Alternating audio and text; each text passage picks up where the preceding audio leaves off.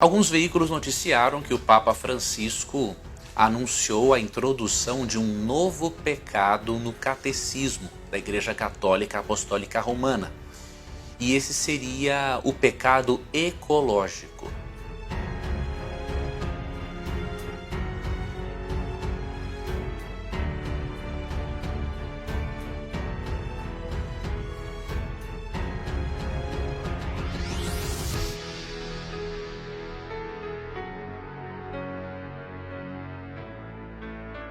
Não há dúvidas de que a intenção do Papa Francisco é muito boa. Afinal, a Bíblia demonstra em vários textos bíblicos a preocupação de Deus com a natureza e, inclusive, a responsabilidade humana para com a natureza. O detalhe é que o Papa Francisco pode estar fazendo isto bem intencionado, mas de uma forma errada. Você vai ficar sabendo sobre isso se você acompanhar até o final do vídeo. Antes eu quero mostrar para você que mesmo o Papa Francisco sendo bem intencionado, na verdade ele não precisava introduzir um novo pecado, porque a Bíblia já fala do assunto, né? O que ele pode fazer, ou o que ele poderia dizer é que ele vai pegar aquilo que a Bíblia já diz ser pecado, ou seja, não cuidar da natureza, e que agora vai introduzir isso também no catecismo. Então, o chamado pecado ecológico não é uma invenção, né, do Papa ou de nenhum outro líder religioso, até mesmo protestante. Este princípio de não pecar contra a natureza, de não destruir a natureza, já se encontra na Bíblia. E eu quero lhe mostrar isso.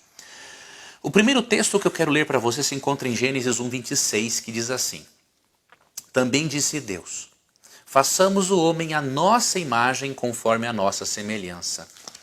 Tenha ele domínio sobre os peixes do mar, sobre as aves dos céus, sobre os animais domésticos, sobre toda a terra e sobre todos os répteis que rastejam pela terra. Se você quiser ser um membro do meu canal, do meu clube de amigos que têm os mesmos interesses de estudo da Bíblia, fazer parte desse clube de assinatura, clique no botão aqui abaixo, né? Vá aqui também na descrição, vai ser uma honra para mim ter uma relação mais próxima com você para trocarmos informações, experiências e aprendermos muito juntos acerca daquilo que a palavra de Deus tem a nos ensinar.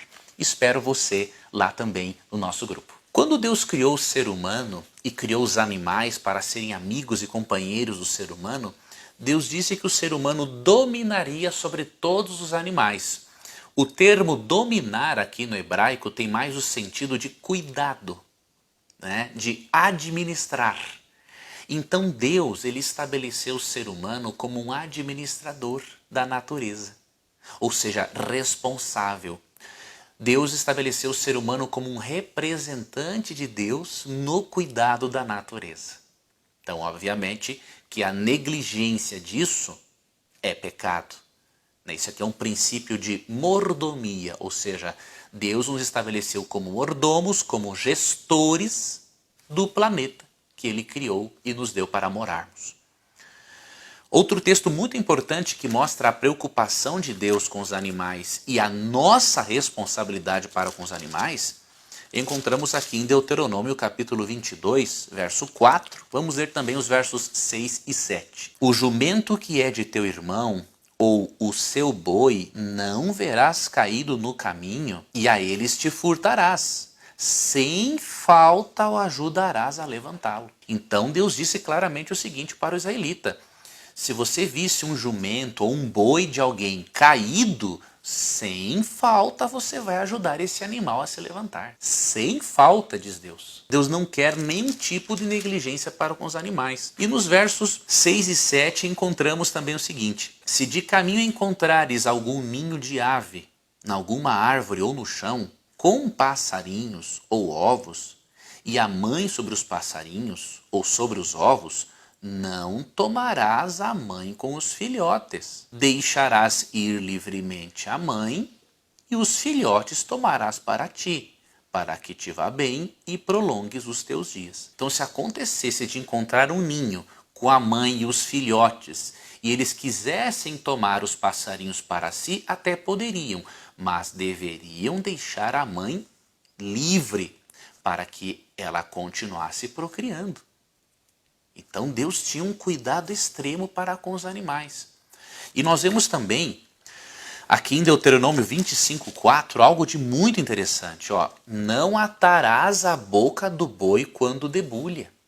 Por que não fazer isso? Imagine, se você se debulhar na frente do boi, obviamente que ele vai ficar com vontade de comer, ele vai salivar. Agora imagine atar a boca do animal enquanto debulha, além de ele salivar de vontade de comer, ele não vai poder comer nada. Então Deus não queria que se fizesse esse maltrato com o animal. Se debulhasse, não atar a boca do animal, para ele não ficar salivando com excesso de vontade e nem poder abrir a boca. Então Deus tem sim uma preocupação com os animais. Outro texto que mostra que o princípio do pecado ecológico já se encontra na Bíblia, vemos em Êxodo capítulo 20. Você acredita que Deus se preocupa tanto com os animais, que Deus quer que até mesmo os animais descansem no sábado e não somente o ser humano? Isso está aqui em Êxodo capítulo 20. Vou ler aqui para você os versículos 8 a 11. Lembra-te do dia de sábado para o santificar. 6 dias trabalharás e farás toda a tua obra, mas o 7º dia é o sábado do Senhor teu Deus. Não farás nenhum trabalho, nem tu, nem teu filho, nem tua filha, nem teu servo, nem tua serva, nem o teu animal, nem o forasteiro das tuas portas para dentro. E aí o verso 11, porque em 6 dias fez o Senhor os céus e a terra, o mar e tudo o que neles há, e ao 7º dia descansou. Por isso o Senhor abençoou o dia de sábado e o santificou. Então, até mesmo os animais deveriam descansar no sábado. Deveriam ter um momento de repouso, de descanso, e não apenas os seres humanos. Para você ter uma ideia da gravidade que é destruir a natureza, Apocalipse 11:18 é aplicado por alguns comentaristas como se referindo exatamente ao castigo que Deus dará àqueles que destroem a natureza. Veja o que diz aqui Apocalipse capítulo 11, verso 18. Na verdade, as nações se enfureceram. Aqui está falando no contexto da 7ª trombeta da volta de Jesus Cristo, tá bom? Na verdade, as nações se enfureceram. Chegou, porém, a tua ira, o tempo determinado para serem julgados os mortos, para se dar o galardão ou o prêmio, aos teus servos os profetas e aos santos e aos que temem o teu nome, tanto aos pequenos como aos grandes, e para destruires os que destroem a terra. Veja, aqui diz quando Cristo voltar, nesse verso é dito que 3 coisas vão acontecer. Deus vai julgar os mortos, e dar a recompensa. Julgar os mortos, dar a recompensa e destruir aqueles que destroem a terra. Então, considerando que a Bíblia diz que os que destroem a natureza serão destruídos, serão castigados no lago de fogo e depois aniquilados, é óbvio que a intenção do Papa Francisco é excelente, que é colocar no catecismo um mandamento que já está na Bíblia para conscientizar tanto fiéis católicos quanto qualquer outra pessoa no mundo de que nós devemos realmente cuidar do meio ambiente. Afinal, somos gestores, mordomos do planeta que Deus nos deu. O detalhe é que mesmo sendo bem intencionado e fazendo algo corretíssimo, pode ser que o Papa esteja fazendo isso não com todas as motivações corretas, ou esteja fazendo isso com a motivação errada. Por que eu estou levantando esta hipótese? Se você ler uma encíclica do Papa chamada Laudato Si, você vai perceber nesta encíclica que ele tem uma intenção muito interessante em colocar o domingo como sendo o dia da família e o dia para o cuidado ecológico.